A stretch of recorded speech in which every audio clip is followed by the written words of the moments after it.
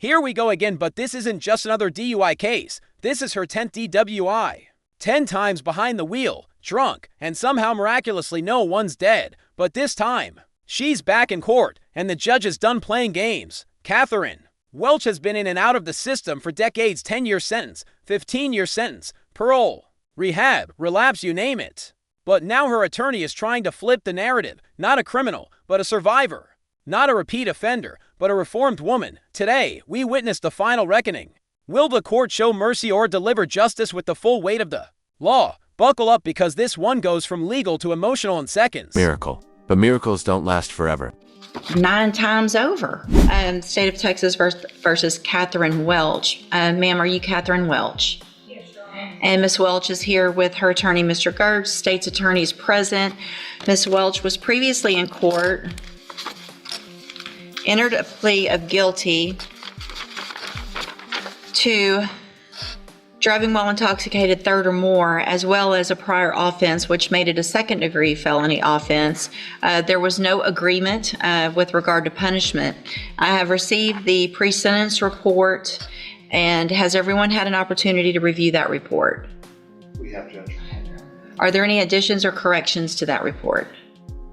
Not from the state, other than I want to acknowledge I have received Mr. Gertz's sentencing memo. Let's unpack the legal storm this woman is facing. 10 DW is multiple prior prison terms, one for 10 years, another for 15, and she committed new offenses while on parole, legally. This is a textbook case for a habitual offender enhancement, which in Texas could mean 25 to life, but prosecutors waived that enhancement, possibly out of hope, maybe out of sympathy. Still, with this record, judges don't have many options left. What would you do if someone kept rolling the dice with public safety again and again? At midnight, so. Well, it was reviewed quite early this morning, but I did review it. Ms. Malfino, you've had time to review it as well? Same, Your Honor. Okay. Other than that, I think you all should have a couple, there's only a few, but there were some jail incident reports that should have been provided to counsel. Did you both receive those as well? Yes, Judge. Okay. Is everyone ready to proceed with sentencing then? Yes, Judge. No witnesses. That's not a capotit strat. When the defense calls no witnesses in a case this serious, it's not always a mistake, it can be strategy. The paper trail already tells a story. Rehab, mental health treatment, years of clean time, the risk of live testimony, one wrong answer, and the whole narrative falls apart. Sometimes, silence isn't weakness, it's calculated. But is it enough to outweigh 10 DW is? Do you want to have that conversation? But Okay. I think, our focus here is going to be on the topics that we talk about or write about in the sentencing memo, and just sort of allowing, if the court decides to do what we're asking you to do, we are open and welcome to whatever the court requires of her. Sure. To enter and successfully complete. We just wanted you to have that option on the table as well. That Okay. is an option that doesn't cost the court anything. Right. or the state anything. And for the record, I'm aware of the Dream Center and their program and what they do. And so if I have any specific questions, if we get to something where I would need that, then I appreciate them being here and I'll ask those questions. Ms. Malfino, does the state have any witnesses? No, Your Honor. All right, then argument. Judge, I want to, I recognize this is a unique case and a unique ask that we're making here. This is not something small that we're asking for. I have sort of personally taken Katherine on over the last 3+ years, I guess almost 4 years, as a project for me, if that makes any sense. And what I mean by that is I really wanted to put to the test, could this person do everything that I asked her to do to at least get her an opportunity to be here in front of you asking what we're asking for?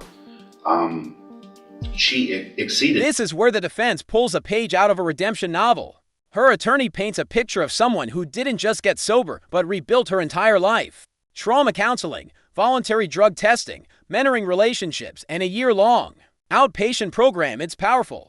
But here's the catch. Is she reformed because she's changed or because she knew this sentencing day was coming? Be honest, would you trust her back on the road? To do with her mental health and some of the things that she's experienced in her life. I'm not going to detail them on the record, but the court is aware of what those things are.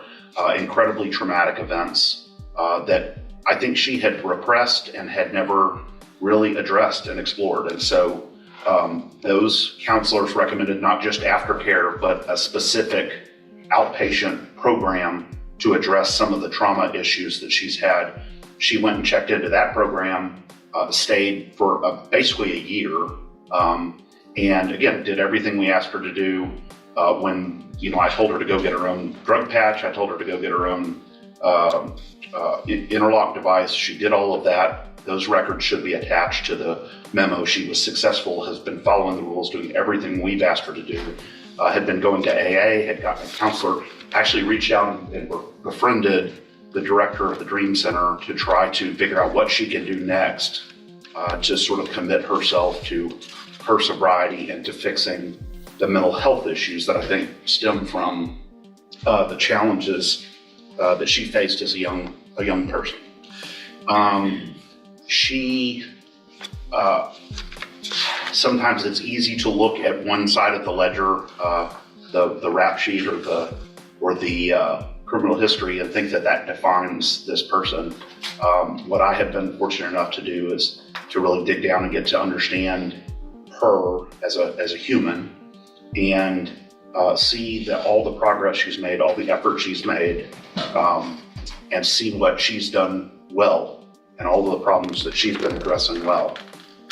She's obviously very anxious about this day, but we've been looking forward to this day as well. Real talk? If someone changes after being caught, Let's pause. After 10 DW is years of incarceration and countless second chances, why now? Her defense says she's clean and stable.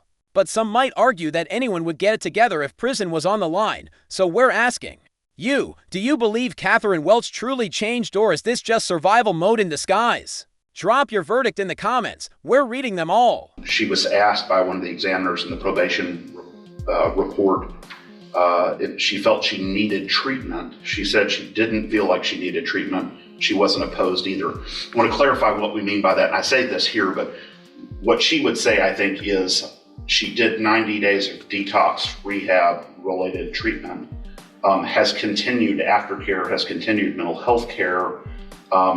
But in terms of going to a program that is specifically targeted at people who are currently using or currently intoxicated, I think she thought that wasn't the direction that would be ideal. She will do whatever you want her to do, but I wanted to explain what that comment means.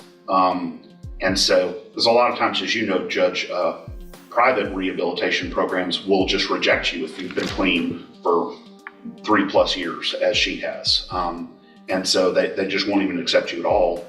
So I think that was just a misunderstanding or a miscommunication between the probation officer and Katherine. But nonetheless, she's willing to do whatever the court chooses here. Additionally, we've been in contact with her current parole officer. They are willing to keep her on parole instead of revoking her, depending on what the court does here. And so that was encouraging as well. I think we had the same kinds of conversations with them about her recovery and about her efforts. And so I think that was an encouraging sign from them. And then finally, Judge, you see, we didn't want to focus too much on support from the community because, again, this isn't just a run-of-the-mill case. This is a different focus. But she is married. She has a family. She recognizes the impact that all of this has had on her family and her relationships, the strain it has put on her husband, both financially and also emotionally. And she accepts responsibility for that, and is asking the court to consider this extremely rare position that we're asking the court to take here. Obviously, if the court would like her to address the court, she is happy to do that. Or I'm not sure how you want to proceed on that. Okay, thank you. Ms. Malfino? Judge, I don't envy the position that the court is in this morning. I do take very seriously the comments of Mr. Burks. I take him at his word for that, and I hope that all of those things are true. it's difficult for me as a representative of Jefferson County and the state and the citizens that were on the roads every day to stand up and say I agree with probation, but I don't disagree with the things that Mr. Gertz has said and the information that is in his sentencing memo. To play the other side of the coin, does it suggest that she received the benefit of the doubt already by me waiving the habitual status that she could have been facing based on her number of priors? Does it seem in good conscience that I could say I ignore all of those priors? Absolutely not. But obviously, we have seen that her multiple trips to the penitentiary have resulted in no change of behavior until hopefully now. Now this is where the prosecution is visibly conflicted. On one hand, they've waived the habitual offender status. On the other, they're wrestling with the fact that every previous chance was wasted.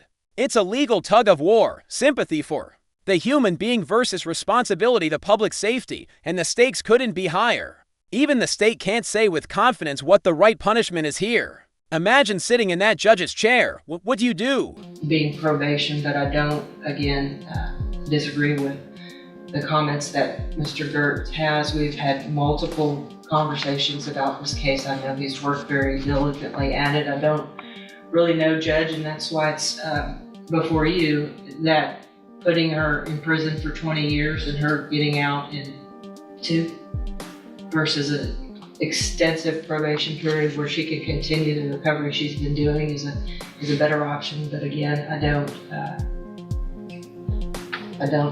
know what is in the best interest of public safety. Unfortunately, none of us do. So I would defer to the court's wisdom and whatever you think is appropriate based on the volume of information. All right, thank you. Anything else? Would you like to say something? Your Honor, I just want to say that the past was fueled by drugs and alcohol. I take complete responsibility for that. I did not know from very young when things happened in my life that it could have been, some of it could have been treated and stopped earlier if I had gotten help for my mental health. That after I received this DWI, that helped me get myself to a place that I could go into a treatment program and deal with some of those past traumas.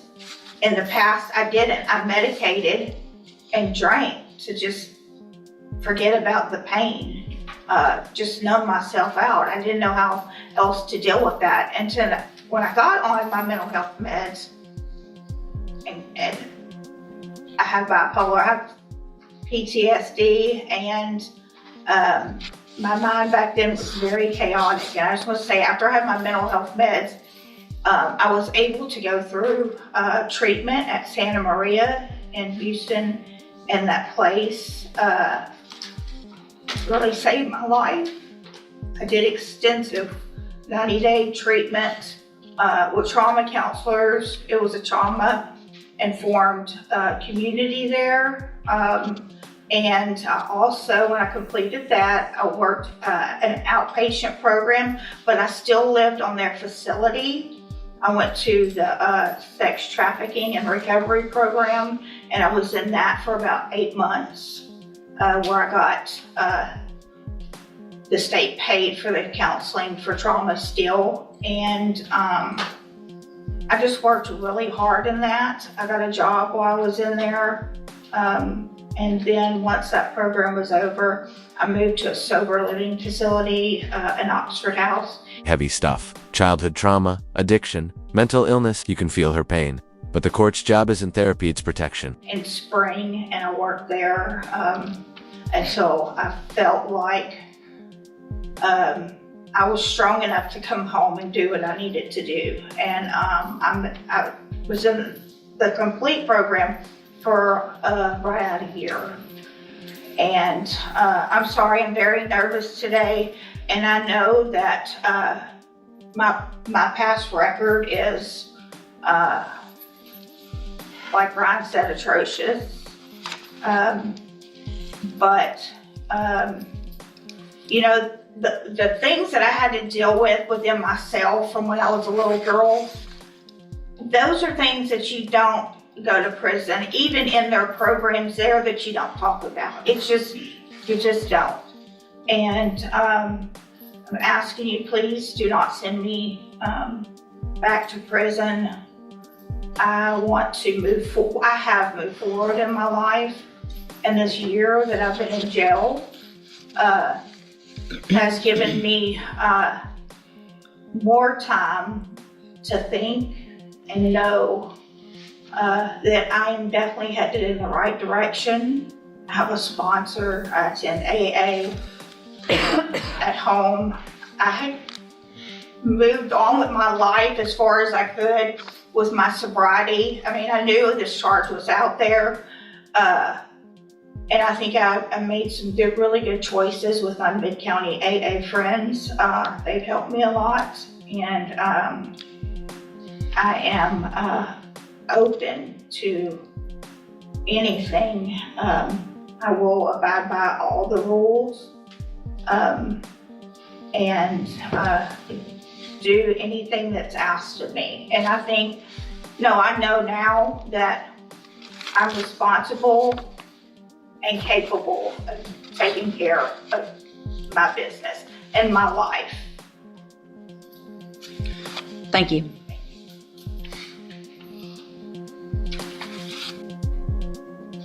So, Ms. Welch, Ms. Malfino probably said it yet best, and I get this often, and I don't envy my position, and this is the worst part of my job. But I worked hard to get here, and it's my job.